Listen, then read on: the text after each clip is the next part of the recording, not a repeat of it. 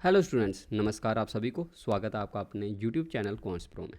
जैसा कि हमने अपना अलजेब्रा का बेसिक टू एडवांस बैच शुरू किया था, आज उसी बैच की हम क्लास नंबर 9 ले रहे हैं। हमने पहले के बहुत ही अच्छे बेहतरीन कॉन्सेप्ट किए हैं, तो आज भी हम एक बहुत ही बेहतरीन कॉन्सेप्ट लेके आए हैं आपके लिए कि वो क्या कि अगर हमें A square plus B square plus C square zero दिया है, दैन इसका मतलब क्या कि ए भी जीरो होगा, बी भी जीरो होगा, सी भी जीरो होगा।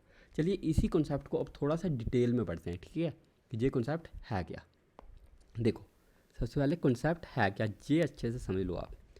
अगर हमें किसी भी दो सम है, ठीक है, उनका अगर सम अगर हमें जीरो है तो यही होगा ना कि एक नंबर हम पॉजिटिव लेंगे, एक नंबर नेगेटिव लेंगे, और उनका सम करें तभी तो हमारा जीरो बन सकता है। जैसे कि अगर एक +5 लिया आपने, एक -5 लेना पड़ेगा, इसी का सम क्या बनेगा हमारे पास जीरो। या फिर अगर आपने 3 नंबर लिए जैसे एक 5, ठीक है, एक -3 ले लो, एक -2, मतलब कोई ना कोई तो बीच में हमें क्या लेना पड़ेगा, नेगेटिव नंबर लेना ही पड़ेगा अगर हमें सिम जीरो बनाना है, ठीक है।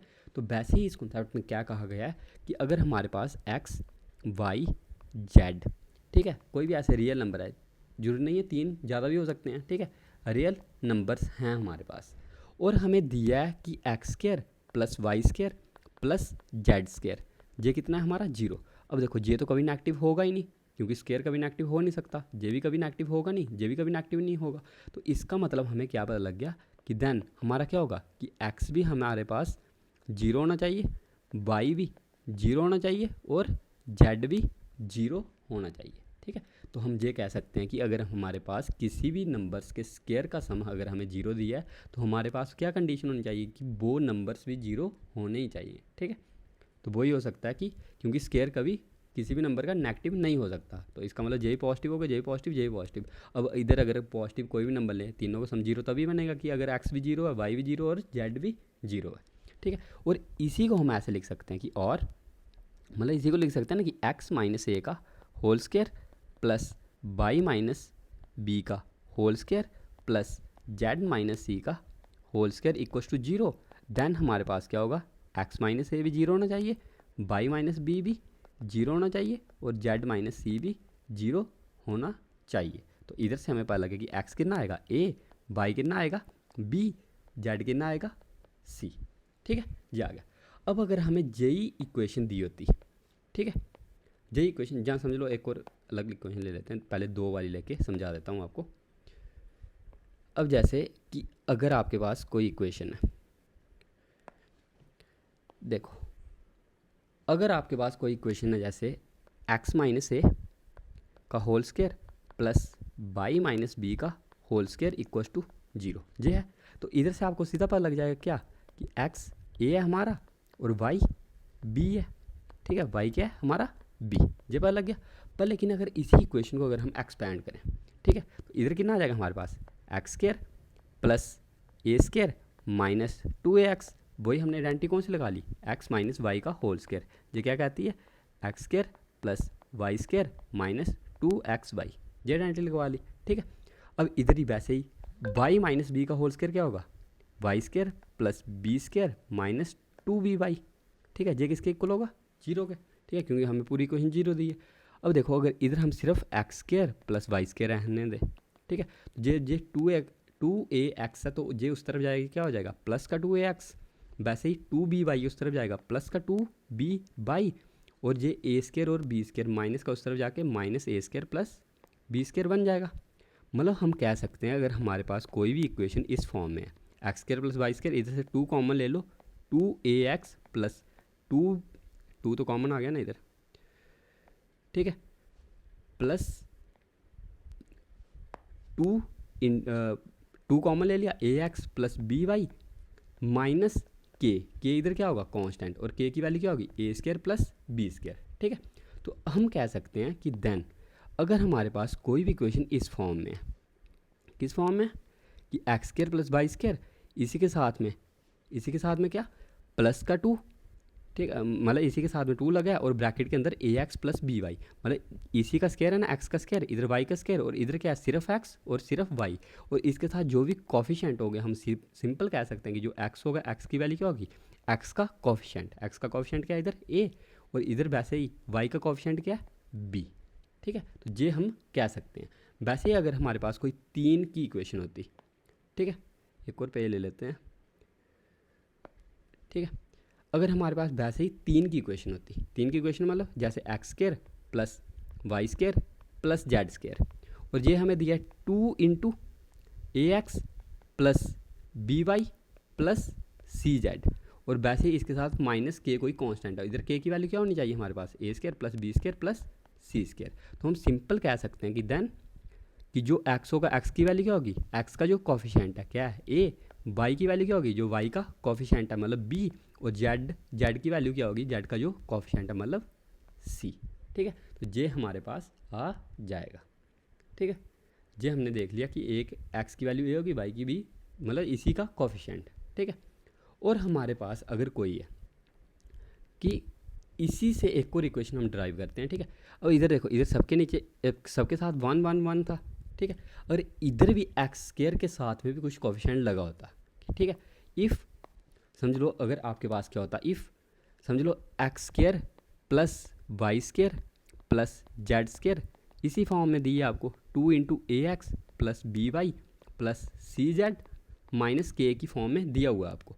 पर लेकिन आपको बोला है कि जो एक्स स्क्वायर है, एक्स स्क्वायर के साथ में कुछ और भी लगा हो, जैसे इधर पी, ठीक है, इधर हम क्यू, इधर आर। समझ लो एक्स स्क्वायर का कोफिशिएंट क्या है पी, वाई स्क्वायर का कोफिशिएंट है क्यू, और जेड स्क्वायर का कोफिशिएंट है आर। तो देन हम कह सकते हैं देन कि जो हमारा एक्स होगा, एक्स की वैल्यू क्या होगी हमारे पास, जो एक्स का कोफिशिएंट है, इधर सिर्फ एक्स का कोफिशिएंट क्या है ए अपॉन एक्स स्क्वायर का कोफिशिएंट मतलब पी। वैसे इधर वाई की वैल्यू क्या होगी बी अपॉन क्यू, वैसे ही जेड की वैल्यू क्या होगी सी अपॉन आर। ठीक है, मतलब जे और कोफिशिएंट इसी के स्क्वायर का। तो हम सिंपली कह सकते हैं अगर हमारे पास कोई भी इक्वेशन इस फॉर्म में दी है, किस फॉर्म में, कि अगर p x square plus q y square plus r z square equals to 2 into A x plus B Y plus C z minus के की फॉर्म में दिए, तो हम कह सकते हैं कि जो हमारी एक्स की वैल्यू होगी वो होगा एक्स का कोफिशिएंट अपॉन एक्स स्क्वायर का कोफिशिएंट, वाई की वैल्यू होगी वाई का कोफिशिएंट अपॉन वाई स्क्वायर का कोफिशिएंट, जेड की वैल्यू होगी जेड का कोफिशिएंट अपॉन जेड स्क्वायर का कोफिशिएंट। ठीक है, तो ये आ गया, यही था आज का आपका कॉन्सेप्ट। ठीक है, अब इसी के बेसिस पे हम बहुत ही बेहतरीन क्वेश्चन करते हैं। ठीक है, अब जैसे देखो ये आपका फर्स्ट क्वेश्चन, ये क्या किया, ये क्या कहा है हमें, देखो इसका a माइनस 5 का स्क्वायर, b माइनस 7 का स्क्वायर और c माइनस 13 का स्क्वायर का सम दिया हमें 0। इसका मतलब जहाँ से क्या आ गया हमारे पास, a की वैल्यू क्या होगी 5, क्योंकि हमारे पास a माइनस 5 ही तो 0 होगा, ये भी पूरा 0 होना चाहिए, ये भी पूरा 0 होना चाहिए। तो हमारे पास a की वैल्यू 5 आ गई, इधर से b की वैल्यू 7 आ गई, इधर c की वैल्यू 13 आ गई। तो जैसे ही हम इधर पुट करेंगे कितना 5 प्लस 7 प्लस 13, इसी का अंडर रूट, 7 5 12 और 13 कितने होते हैं 25, तो 25 का अंडर रूट कितना होता है 5, तो 5 आंसर हमारा बड़ी आसानी से आ गया। ठीक है, तो वैसे ही चलो हम बढ़ते हैं हम अपने अगले क्वेश्चन की तरफ। वैसे ये क्वेश्चन है, ये क्वेश्चन कैसे कर सकते हैं, देखो इधर अगर उस फॉर्म में होता 2 इंटू तब तो हम आराम से कर लेते, पर लेकिन अगर आप इसी क्वेश्चन को देखें ध्यान से, ये देखो x प्लस 5, ये तो सिंपली हमारा बन रहा है एक्स प्लस 5 का होल स्क्वायर बन रहा है। वैसे ही हमें इधर भी बनाना पड़ेगा। अब देखो अगर इधर वाई स्क्वायर है, जब माइनस 4y, तो इधर क्या मतलब इसको अगर हम सॉल्व करें, ये कितना आ रहा है माइनस 4y माइनस 4z, और माइनस 4y इस तरफ आएगा प्लस 4y। ठीक है, वैसे ही इधर जो जेड स्क्वायर है, जेड स्क्वायर के साथ जो इधर है प्लस 4z, और देखो इधर माइनस 8 है, और हम प्लस 4 कर लें तो इधर कितना बन जाएगा हमारा 0, इक्वल टू की तरफ क्या हो गया 0, क्योंकि हमने माइनस 4 इसको दे दिया y को और माइनस 4 जेड को दे दिया। अब देखो x प्लस 5 का होल स्क्वायर, अब ये क्या बन गया a square plus 2 into a b. अब 4 को हम क्या लिख सकते हैं 2 का स्क्वायर, मतलब ये हमारा बन जाएगा y प्लस 2 का होल स्क्वायर। ठीक है, ये बन रहा है। वैसे ही ये हमारी इक्वेशन बन रही है कि ना z प्लस 2 का होल स्क्वायर बन रहा है।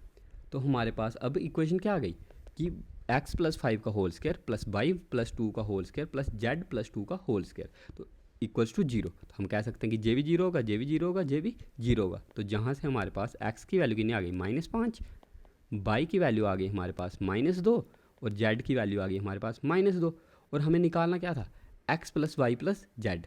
अब x plus y plus z क्या होगा हमारे पास, देखो ये -5 -2 -2 5 4 9, मतलब माइनस का 9, तो माइनस का 9 मतलब सी पार्ट हमारा आंसर आ जाएगा।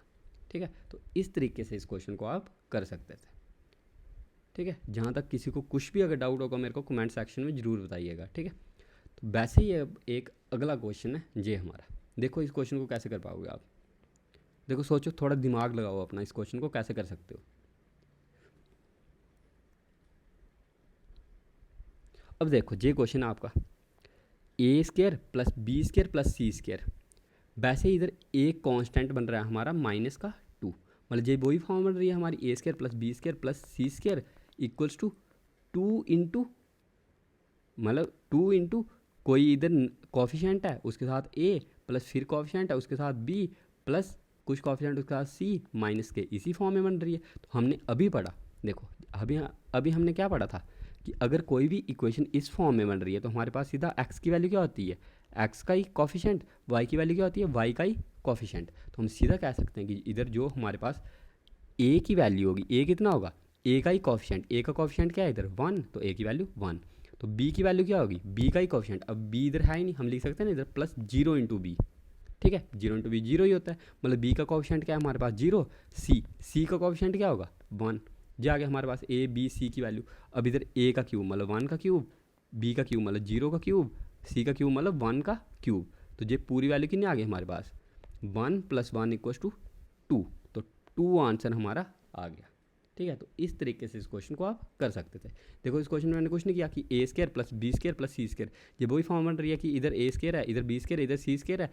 वैसे इधर ए है, इधर बी है, इधर मतलब बी की जगह आप 0 भी लिख सकते हो, और इधर सी है माइनस के, और साथ में 2 इधर कॉमन भी है, तो इस फॉर्म में बन रहा है जी। तो हम सीधा कह सकते हैं ए की वैल्यू क्या होगी, ए का कॉफिशेंट मतलब ए के साथ क्या लगा है 1। वैसे बी की वैल्यू क्या होगी, बी है ही नहीं इधर, मतलब हम लिख सकते हैं 0। सी का कॉफिशेंट क्या होगा 1, तो ए बी सी की वैल्यू आ गई हमारे पास। तो ए क्यूब की जगह 1 पुट किया 1, बी क्यूब 0, सी क्यूब 1, 1 + 1 2 आंसर हमारा आ गया, ठीक है। वैसे अगला क्वेश्चन ये देखो, ये काफ़ी सिंपल क्वेश्चन है ना, कि इसका स्केयर प्लस इसका स्केयर दिया है हमें 0। तो इधर से हम क्या कह सकते हैं कि 5x कितना होगा 4, मतलब x की वैल्यू आ गई 4/5 आ गई। वैसे इधर y की वैल्यू कितनी होगी, -14 तरफ गया 14/7, y की वैल्यू 2, ठीक है। अब इधर x की जगह अगर हम 4/5 पुट करें, कितना 4/5 पुट करें, और y की जगह 2 पुट करें, तो ये 5 कट जाएगा, इधर कितना बचेगा हमारे पास 4 + 16, 16 4 कितने होते हैं 20, तो 20 आंसर हमारा आ गया, ठीक है। तो इस क्वेश्चन को इस तरीके से आप कर सकते थे। अब ऐसे ही अगला क्वेश्चन ये है। अब इस क्वेश्चन में सोचो क्या ट्रिक लगेगी, मतलब क्या लगेगा इस क्वेश्चन में, सोचो एक बार, इसको खुद ट्राई करने की कोशिश करो थोड़ी।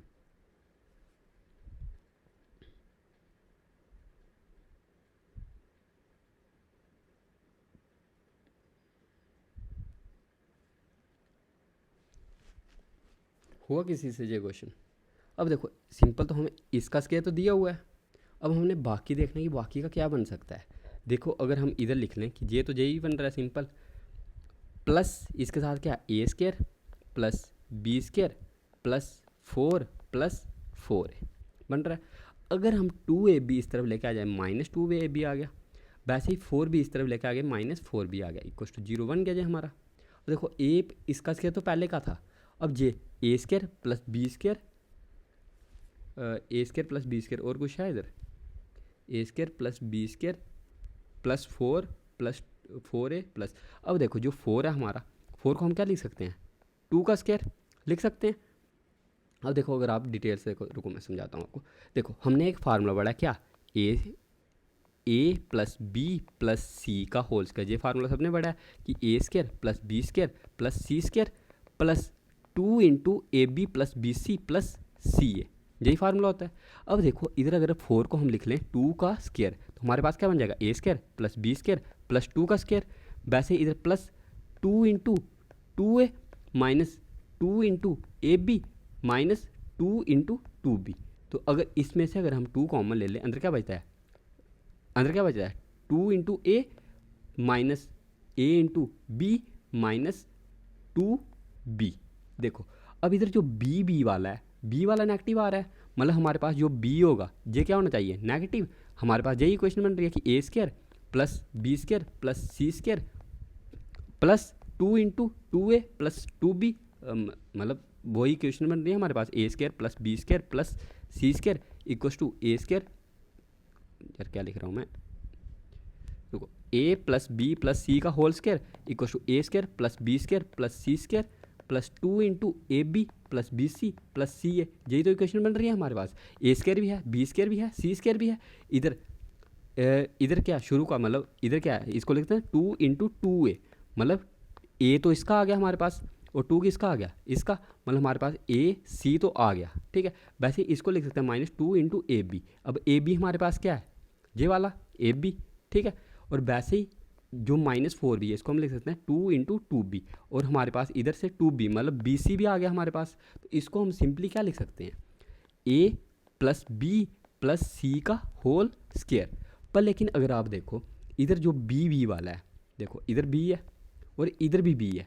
अब b वालों के साथ नेगेटिव लगा है, मतलब हमारा जो b होना चाहिए, b क्या होना चाहिए, नेगेटिव का, इसलिए b के साथ कौन सा साइन लगेगा, नेगेटिव का, ठीक है। क्योंकि इधर जो b वाली टर्म्स थी वो क्या आ रही थी, हमारी नेगेटिव, ठीक है। तो हमारा फार्मूला क्या होता है, ऐसे तो हमारा फार्मूला यही होता है कि a plus b plus c का whole square equal to a square plus B square plus C square plus 2 into a b plus b c plus c a. पर लेकिन अगर समझ लो कि इधर जो b वाली टर्म्स है हमारी, b वाली टर्म्स, ठीक है। अब b वाली टर्म्स के साथ अगर नेगेटिव लगा हुआ है, इसका मतलब जो b होगा हमारा वो किसका होगा, नेगेटिव का। और वैसे अगर इधर a वाली टर्म्स है जो दो, j वाली फर्स्ट वाली और थर्ड वाली, इनके साथ अगर माइनस लगा होता तो हमारा a नेगेटिव का होता, ठीक है। तो वैसे ही इधर क्या होगा, b किसका होगा, नेगेटिव का। तो अब हमारे पास बन गया कि a प्लस बी माइनस 8 का whole square plus a minus b plus c का होल स्क्वायर इक्वल टू हमारे पास कितना है, 0। तो इधर से हम कह सकते हैं कि जो हमारा a प्लस बी होगा वो कितना होगा, a प्लस बी कितना होगा हमारे पास 8। और वैसे इधर a प्लस बी प्लस सी, अब c क्या था हमारे पास, 2 का स्क्वायर, मतलब c क्या था 2, तो इधर c की जगह क्या लिखना है 2। तो इधर से आ गया हमारे पास a माइनस बी की वैल्यू कितनी होगी हमारे पास, इधर प्लस का 2 आ रहा है, उस तरफ जाएगा माइनस का 2, ठीक है। वैसे अगर हम इसको क्या करें, ये दो इक्वेशन आ गए हमारे पास। अब हमें बोला कि a इंटू बी की वैल्यू क्या होगी हमारे पास, a इंटू बी की वैल्यू, a प्लस बी हमारे पास आ गया और a माइनस बी भी आ गया। अगर हम इन दोनों को सम करें तो a plus A 2a, b से b कट जाएगा, 8 माइनस 2 6, मतलब a की वैल्यू कितना आ गया आपके पास 3। अगर आपके पास a 3 है तो b कितना होगा 5। तो अब हमें यही बोला था कि a इंटू बी क्या होगा, a कितना आ गया हमारे पास 3, b कितना आ गया 5, 3 5 जा 15 आंसर आपका आ गया बड़ी आसानी से, ठीक है।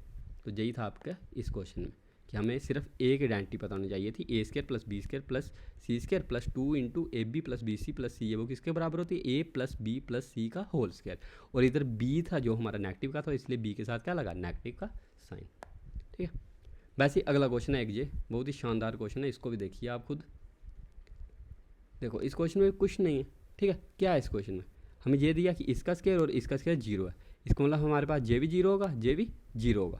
तो हमारे पास जहाँ से आ जाएगा x cube plus 1/x cube, इसकी वैल्यू कितनी है के, आगे ना के माइनस के उस तरफ जाएगा के, और वैसे ही x प्लस 1/x की वैल्यू कितनी आ जाएगी हमारे पास p, ठीक है। अब हमारे पास x cube plus 1/x cube निकालना है हमें। अब हमने पढ़ा कि x cube plus 1/x cube कितना होता है, p का क्यूब माइनस 3 इंटू पी, यही तो हमने पढ़ा था। अब जो हमारा j है p का क्यूब माइनस 3 इंटू पी, ठीक है। अब हमें यही निकालना k अपॉन p की वैल्यू क्या होगी, ठीक है। अब जो k है, अब हम x cube plus 1/x cube की जगह क्या लिख सकते हैं, k, मतलब हमारे पास आ गया k equal to p cube minus 3p, ये आ गया हमारे पास k की वैल्यू।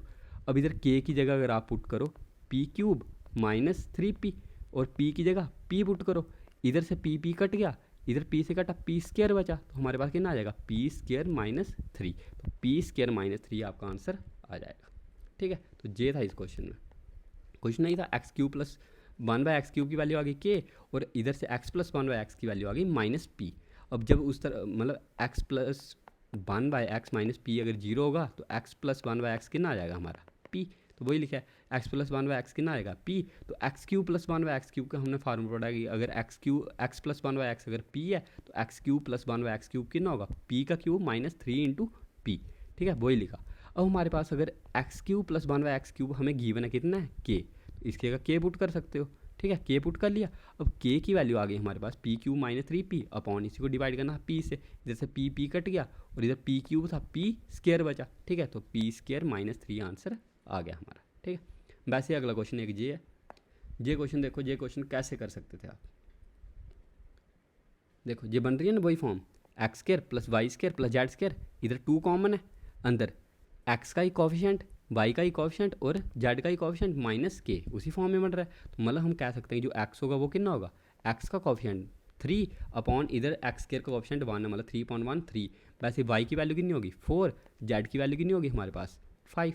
ठीक है, तो इधर एक्स भी आ गया, वाई भी आ गया, जेड भी आ गया। एक्स कितना आ गया 3, वाई कितना आ गया 4, जेड कितना आ गया 5, 5 4 9 और 3 12। तो हमारे पास रूट का 12 आंसर आ गया। रूट का 12 दिया ही नहीं है पर। ठीक है, अब रूट के 12 को लिख सकते हो ना आप 4 इंटू 3, और 4 कॉमन आएगा मतलब 2 इंटू 3, मतलब 2 इंटू 3 ए पार्ट आंसर। ठीक है, वैसे ही अगला क्वेश्चन एक ये क्वेश्चन बताओ। इस क्वेश्चन में भी कुछ है, a square plus b square plus c square, 2 common है इधर और ए प्लस सी। तो इधर हमारे पास ए की वैल्यू कितनी होगी 1, बी की वैल्यू कितनी होगी 0, सी की वैल्यू कितनी होगी 1। ऐसे सेम टू सेम क्वेश्चन पीछे करवाया, साइज यही सर रिपीट हो गया। ठीक है, ए 1, जे 1 आ गया, जे 0 आ गया, जे 1 आ गया, तो 1 + 1 2 आंसर आपका आ गया। तो b part is the answer. ठीक है, वैसे अगला 9th क्वेश्चन। अब बताओ इस क्वेश्चन को कैसे कर सकते हो आप, सोचो इस क्वेश्चन को।